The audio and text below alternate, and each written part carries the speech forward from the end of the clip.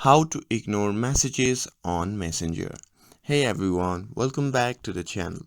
In today's video, I'm going to show you how you can ignore messages on Messenger. So now without further ado, let's get started.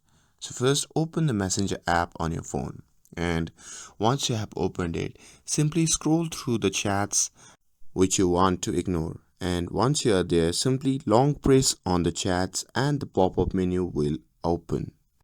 From that menu, you can see the option labeled as restrict. So simply tap on that.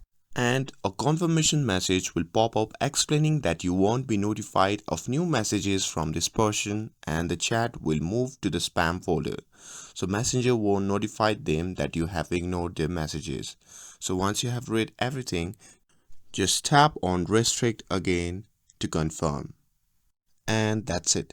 That's how you can ignore messages on Messenger. With this, if you found this video helpful, then don't forget to like, share and subscribe to get updated for more videos. Thanks for watching and I'll see you in the next video.